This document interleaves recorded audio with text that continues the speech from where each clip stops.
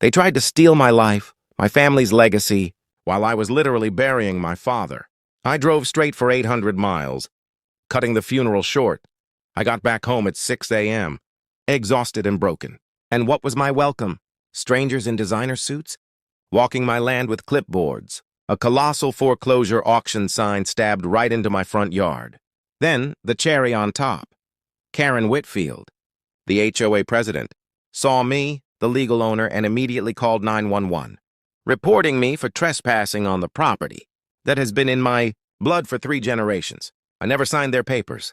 I never gave them an inch. But they thought I was distracted enough by grief to take everything from me. They picked the absolute worst time, and they chose the wrong man to mess with. Think about it. What would you do if your entire life's worth was put on an auction block while you were hundreds of miles away, dealing with the loss of your parent?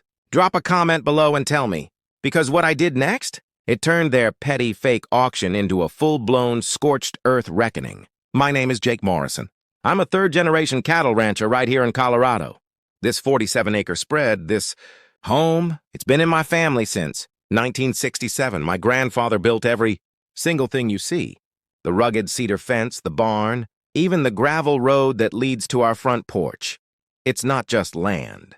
It's a Morrison monument.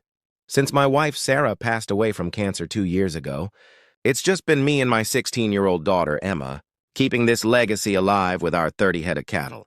3 years ago, everything changed when the developers built the Maplewood Heights subdivision next door.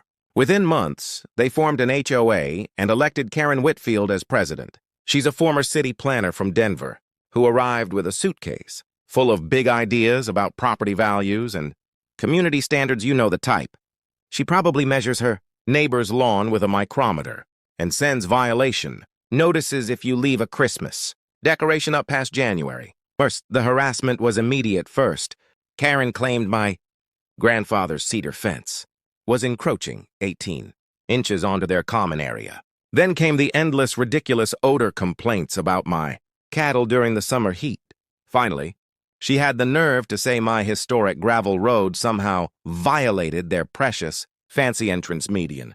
Every single month brought a new agonizing demand, new legal threat, a relentless push to force me to obey rules I never agreed to. Last Tuesday, I got the call that every son dreads. My father, living in Montana, had a massive heart attack.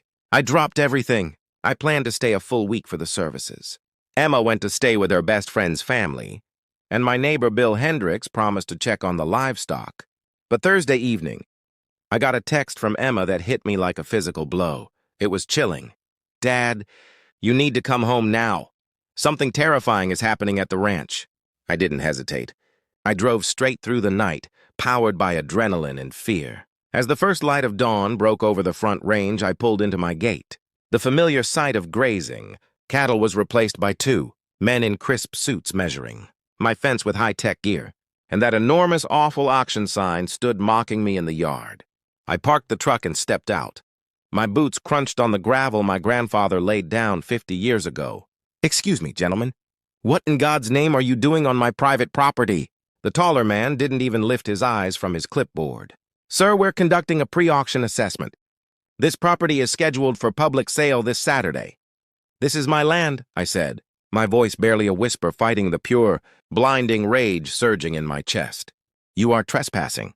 That's when the shorter man made his colossal mistake. He actually had the audacity to smirk and say, "Sir, we have legal authorization. Please do not interfere with our work." I reached for my phone to dial the sheriff, but the taller guy beat me to it. "We have a situation here," he snapped into his phone. "Subject is being confrontational." Within minutes, a white Mercedes SUV screeched up my driveway, kicking up a dust cloud that settled on the old fence posts. Out stepped Karen Whitfield, dressed for a corporate takeover, not a neighborly chat. "Mr. Morrison," she sneered with that venomous fake smile, "you are in violation of a court order. These gentlemen have every right to be here." "What court order?" I roared. "This is my deeded property. I want them off my land right now." Karen's smile vanished. She pulled out her own phone. "Yes, I need the police immediately. We have a trespasser threatening our legal assessment team." 20 minutes later, Deputy Maria Santos pulled up. I knew Maria. Her daughter and Emma are best friends. We'd shared awkward bleacher seats at countless school events. She stepped out, looking genuinely confused and concerned about why she was at my ranch. Karen immediately launched into her pre-rehearsed performance. Officer, this man is interfering with a legal property assessment. We have full authority under Colorado statute. Ma'am, Deputy Santos said, her voice careful and measured. Show me your documentation. Karen pulled out a fat folder of official-looking papers. The very top document was an awful, menacing banner, Notice of Property Forfeiture, signed by something called the Maplewood Heights Community Authority. According to Karen's paperwork, I owed $47,000 in accumulated fines and fees for those ridiculous violations, and my fence encroachment was being used to claim ownership. She called it adverse possession in reverse. I stared at the paper in disbelief. Maria, I have never seen this in my life. I never received any official notice? Ignorance of HOA covenants is not a defense. Mr. Morrison, Karen chirped smugly. Certified mail was attempted multiple times. Refusal to accept delivery constitutes legal acknowledgement. I never refused any mail, I protested, quickly pulling up my actual property. Deed and tax records to show Maria. This ranch has been in my family for 60 years. Deputy Santos examined both sets of documents, her frown deepening with every passing second. Ma'am, according to county records, this is definitively Mr. Morrison's legal property. The HOA has statutory authority under Colorado revised statutes, Karen. I stared at that document in utter disbelief. $47,000 in accumulated fines. I was still reeling from my father's death, and now this legal ambush. Maria, I have never seen this paper in my life. I never received any official notification. Karen, standing there like a vulture, just smirked. Ignorance of HOA covenants is not a defense. Mr. Morrison, certified mail was attempted multiple times. Refusal to accept delivery constitutes legal acknowledgement. My voice tightened with anger. I never refused any mail, I protested, pulling out my phone, bringing up my original property deed and tax records. This ranch has been in my family for 60 years. Deputy Santos, looking torn between procedure and friendship, examined both sets of documents, her frown deepening. Ma'am, according to county records, this appears to be Mr. Morrison's property. Legally. But his fence encroachment triggered our abandonment clause. Karen hissed, refusing to back down. He owes $47,000. That fence has been standing since before she was born. And now it costs $47,000? The number felt like a physical blow. Maria shook her head. This is clearly a civil matter. I can't arrest anyone without a warrant. And I don't see evidence of any criminal activity. Then, remove him from HOA property, Karen demanded, pointing a rigid finger at the disputed fence line. Ma'am, I'm standing on my own land, I stated firmly. Deputy Santos shook her head. Without a clear court order or proof of trespassing, I'm not removing anyone. Both parties need to resolve this through the courts. The auction is Saturday, Karen snapped, her fake composure finally cracking. This delay is costing us thousands in administrative fees. That's when I saw something that made my blood run colder. The giant, ugly auction sign wasn't just near my property line. It was a full 2 feet inside my fence, planted deep into the soil my family has worked for decades. Karen, that sign is on my property. Remove it now, or I will remove it for you. Touch that sign and I'll have you arrested for vandalism, she threatened, her eyes flashing. The timing of this entire ordeal was brutally perfect, suspiciously perfect. I tried calling my lawyer, Tom Bradley, but got his voicemail, on vacation until Wednesday. 2 other attorneys I contacted had no weekend availability. Timing is everything, Mr. Morrison, Karen said with that chilling smirk, confirming my worst fears. While the assessors continued measuring, I raced to retrieve my grandfather's original survey from 1967. It was yellowed with age, but still legally binding. It proved my fence was actually 3 feet inside my property line, nowhere near any encroachment. This survey is outdated, the lead assessor dismissed instantly. We have an updated survey from 2022 showing clear encroachment. Updated by who? I demanded, my voice rising to a shout. I never authorized any survey of my land.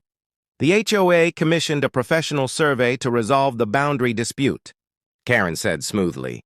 Just then, my savior, my neighbor Bill Hendricks, pulled up in his old Ford pickup, dust billowing out behind him like a banner of war. Bill was 73, and if anyone knew where my fence belonged, it was Bill. "Jake, I tried calling you," Bill said, climbing out. "These people were here yesterday, too, measuring and taking pictures." "Sir, this is private HOA business," Karen said coldly. Bill laughed, a dry, humorless sound. "Lady, I've lived here 40 years. That fence hasn't moved an inch since Jake's grandfather built it." As neighbors started gathering, Deputy Santos offered the first real glimmer of hope. "Ma'am, under Colorado law, adverse possession requires 18 years of continuous occupation.